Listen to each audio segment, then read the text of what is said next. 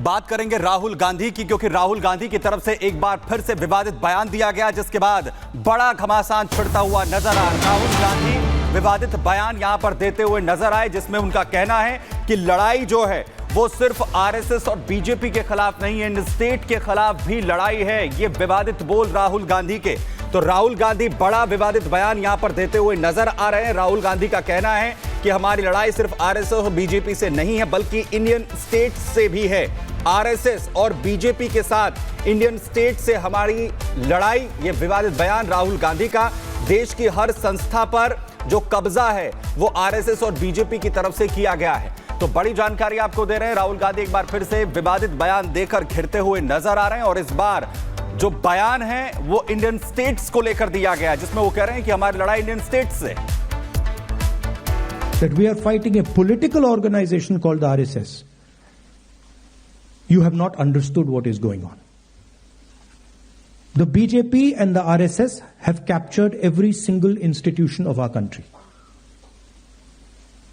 We are now fighting the BJP, the RSS, and the Indian state itself. That we are fighting a political organization called the RSS. You have not understood what is going on. The BJP and the RSS have captured every single institution of our country. We are now fighting the BJP, the RSS, and the Indian state itself. तो लड़ाई सिर्फ RSS और BJP के साथ नहीं है, Indian state से है हमारी लड़ाई, ये राहुल गांधी कह रहे हैं।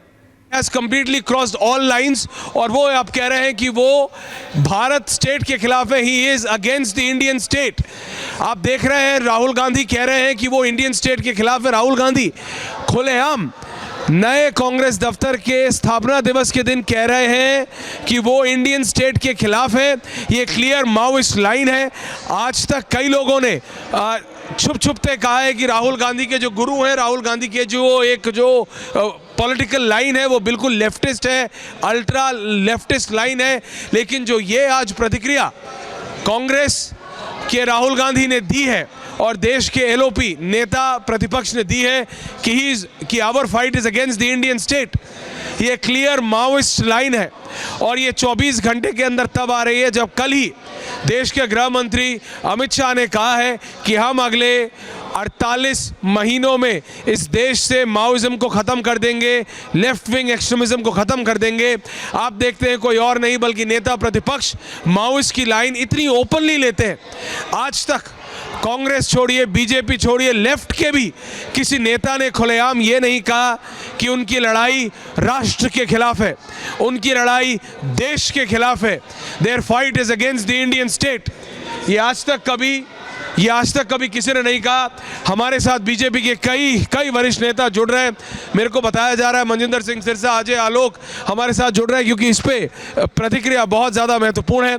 और एक बार फिर मैं आपको बता दूं, राहुल गांधी बोल रहे थे नए कांग्रेस दफ्तर के स्थापना दिवस के दिन, वहाँ पे सभी वरिष्ठ कांग्रेस नेता मौजूद थे, और वहाँ पर जब उन्होंने ये कहा कि उनकी लड़ाई इंडियन स्टेट के खिलाफ है। हमारे साथ भारतीय जनता पार्टी के राष्ट्रीय प्रवक्ता शहजाद पूनावाला मौजूद है। शहजाद, राहुल की ये प्रतिक्रिया कि उनकी लड़ाई is against the Indian state बताता है द रियल थॉट प्रोसेस, उनकी असली सोच कैसे माओइज्म से पूरी तरह प्रभावित हो चुकी है। शहजाद।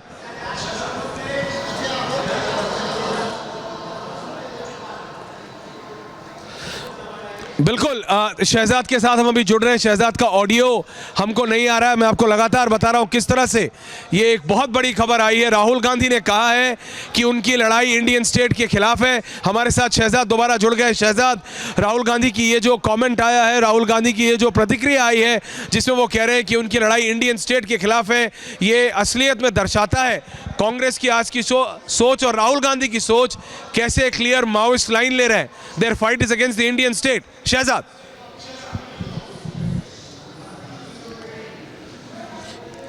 नहीं बना है, अब ये बन चुकी है इंडिया एंटी नेशनल कांग्रेस।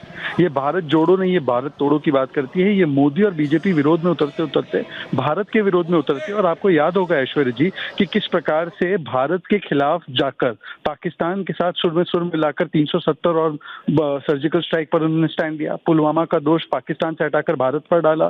किस प्रकार से सोनिया गांधी उस संस्था की अध्यक्ष थी जिसको सोरोस ने पैसा दिया था और भारत को जम्मू कश्मीर से अलग करना चाहते थे। तो ये सहयोग नहीं, प्रयोग नहीं, ये सोरोस का उद्योग है। और सोरोस के नाम पर और सोरोस के चंदे के साथ मिलकर ये भारत तोड़ो एजेंडा चला रहे हैं। इसीलिए ये ब्रेक इंडिया फोर्सेस है। और आज राहुल गांधी ने खुद माना है वो संविधान विरोधी भी है, देश विरोधी भी है। और इसीलिए तो विदेश जाकर भारत की संस्थाओं पर सवाल, भारत में हस्तक्षेप की मांग ये लगातार वो कर रहे हैं। But Shahzad, I would want you to please specify एक बार और, अगर आप देखें राहुल गांधी कांग्रेस के नए दफ्तर के स्थापना दिवस के दिन बोल रहे हैं और ये कह रहे हैं कि हमारी लड़ाई सिर्फ एक पार्टी के खिलाफ नहीं है, हमारी लड़ाई इंडियन स्टेट के खिलाफ है। Our fight is against the Indian state.